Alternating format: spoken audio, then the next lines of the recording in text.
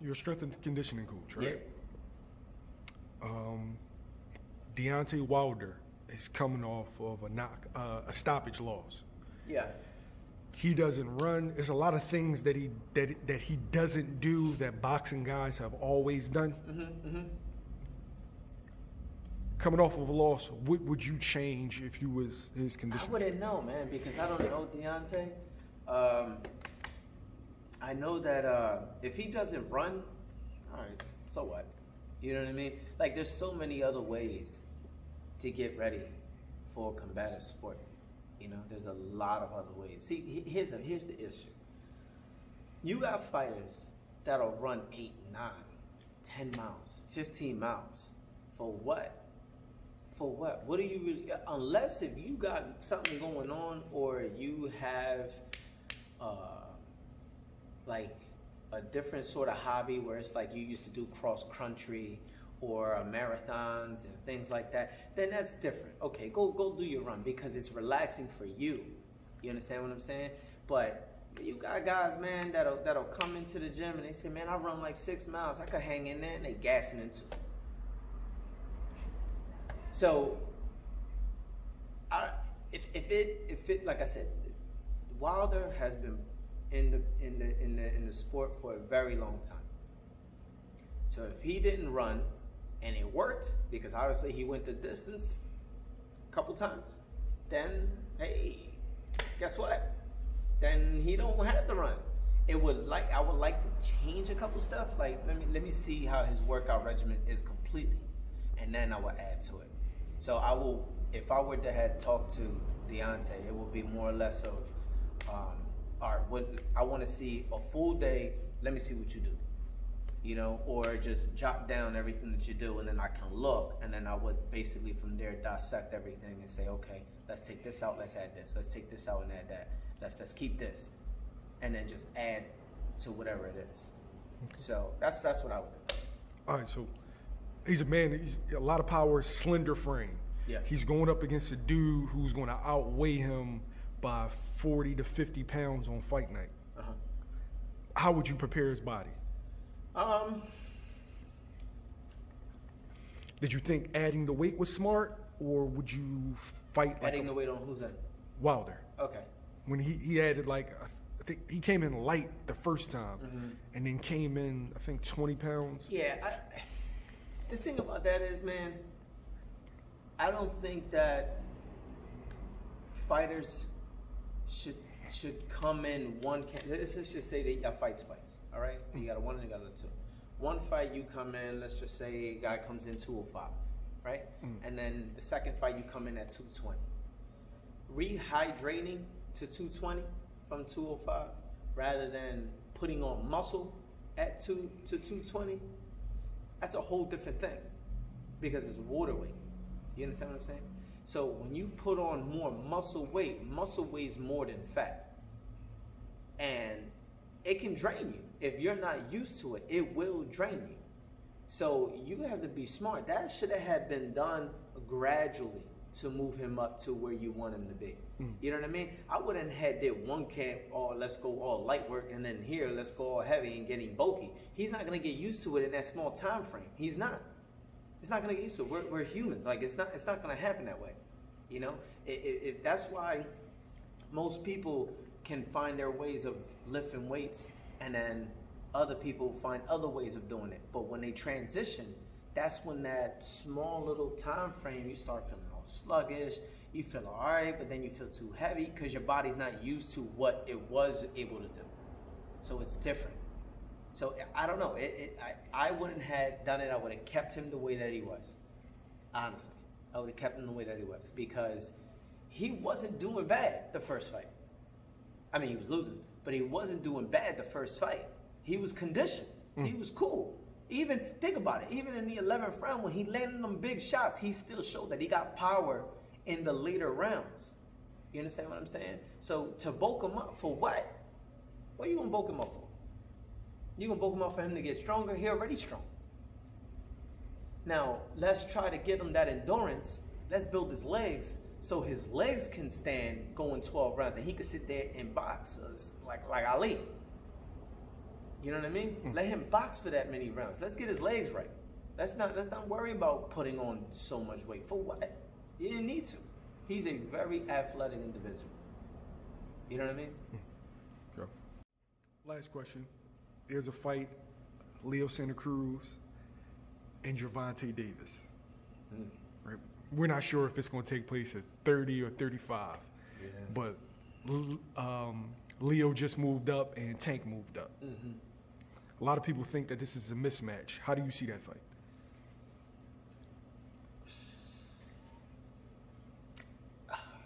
Leo Santa Cruz is not somebody to sleep on. You know, throws a lot of punches. He proved his position in boxing, you know. But I'm gonna go with Tank. I'm gonna go with Tank, man. Tank's an animal. You know, again, I don't know how his camp's going, so I don't know if there's any change. I know that he recently went to Vegas to go work over there, and that's cool. You know what I mean? There's nothing wrong with that. But in reality, if we only discuss his performance, not using Gamboa, but just him as the overall fighter, Tank got a lot of nice tools, man. He's fast. He's very defensive. You know, he got crazy power in both hands. He's an explosive fighter, and he's very entertaining. So I'm gonna go with Tank, man. I will put Tank over a lot of people in his weight class. A lot of people, just because he has all the right tools to be much greater than what he is, and he's still got so much more to grow. You know, he's definitely going to be a force. He's like a little Tyson. He's a Tyson in the way that he's, you know, whatever way he decides to fight. He's had issues making weight. Do you feel like that's a testament to him fighting at a small class? That has to do with two things. All right, you have to. Two people have to be responsible for it, either his strength coach or himself. Reason why that is it's an equivalent to when football. You know, I'm a fan of the Eagles, right? So if the Eagles lose, we blame either certain players or we blame the coach. That's just the way that it goes, right? But when they win, they're the greatest team of all time. You know what I'm saying? So it's somebody's got to be held responsible. So if his strength coach is doing everything he's supposed to, but Davis is doing other things and he's not reporting it, or he's not being as disciplined enough, then you can't blame anybody but Davis. You know what I mean? So I don't know what the communication's like between him and his coaches. I don't know what he does outside of the gym. I have never seen him in camp. So I would say some sorts of adjustments have to be made, you know, because it's very unprofessional to lose the title at your caliber on a scale. You're a professional. You know, you're supposed to come in at a certain way. You know what the contract said. So you should be on point, you know. A lot of guys that I work with, they're on weight 2 days before the fight. So that's easy work, but it all depends on the person, how he is as a person, and if it works for him, it works for him. You know, there's nothing like I like Davis. I like Davis a lot. I would like to work with Davis, but I don't know. It all depends. It all depends on what's his routine like. You prefer camps at home or in another place? You know what? That's a good question, man. I always been a guy to enjoy camp in the boondocks. Yeah? Yeah. I really, really like that because it leaves peace mentally. You're like so zoned in. You know what I mean? It's if you're around a different type of an environment, it can affect you because it's kind of like, all right, I'm training, man, my weight already down. Let me just go ahead and go out a little bit, right? It gives you that option, but you got to have the willpower to decline it, right? But I really like I'm a big fan. Let's go to the Poconos. Let's go to the shore, and we're gonna do laps on the beach, and we're gonna do this, we're gonna do that. That's the type of guy I like to. That's how I like to train my guys. You know what I mean? But also depends on the fighter. I work for the fighter. I work for their camp, right? I don't. As long as we have a mutual understanding of what my job entitles, then we'll leave it there. I'm not gonna step on your shoes about boxing. Don't step on my shoes about strength and conditioning. It's basically a synergy. Yeah. Okay. Yeah, and I stay in my lane. You know what I mean? I know a lot about boxing. I've been doing this for 21 years. So I know a lot about, I can fight. You know what I mean? So it's not like I'm going into this thing not knowing what boxing is like. I know what it's like to get punched in the face. You know what I mean? I know what it's like to be in certain situations where a lot of stuff is on the line. I know how to perform under the lights. You know what I mean? So it's different. It's a different animal. So if you got a strength coach, all right, that has boxing experience, combative experience, then listen, do your thing. You know what I mean? A lot of them don't have that experience. They're just taking on the fitness side and they're adjusting it into boxing, but sometimes it don't work. And I hate to say it, but it really, really don't. You know what I mean? You have to train fighters as a fighter. You can't keep him wide. You can't do certain things. Like the weights and everything else, you can still build muscle without touching weight. You can. Body weight. Resistance. You can still be strong. Bruce Lee was what, 135? Yeah.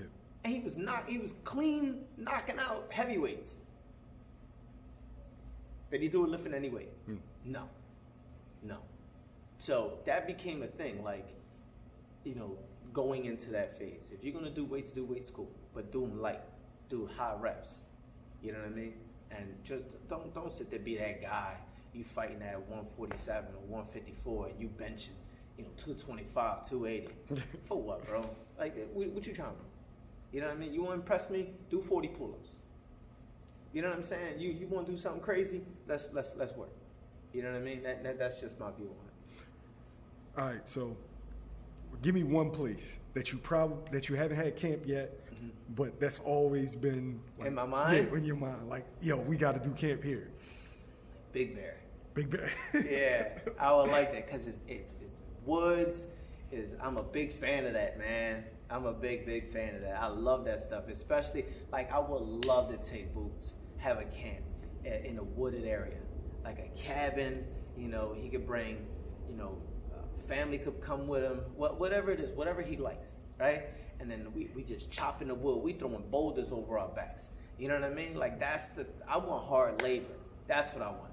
Let's give me that old Rocky school. IV. Yeah, because he did do that, right? Yeah. He did 4. Yeah, he did. But he worked hard, man. You got guys from gladiators in the Roman days, man. These dudes, they ain't pick up no 25 plates and put it on a log and lift. These dudes were doing hard labor and they were strong as an ox. You know what I mean? Regardless of the physics of fitness changing later in life, of saying this is not technically healthy, even though it worked for them back in the day. It doesn't matter, because at this point, everybody trains different. Everybody has a different routine. Everybody has a different diet. Everybody contradicts one for the other. You know what I mean? I admire two types of conditioning coaches that I frequently like to watch and learn from. So, I like their style. So I learn from it. Certain things I don't always agree with, but then I learn from it. You know what I mean? Right now, I'm on a 7-day water fast, bro. 7-day water fast. I got no food in my system. Today's my 5th day. I have not eaten since Sunday. How you feel? I feel good. Day 1, I had a headache. It was bad because I had a coffee withdrawal. So it was all that caffeine. I was just going nuts. Day 2 was bad. Day 3 was the worst. I felt lethargic.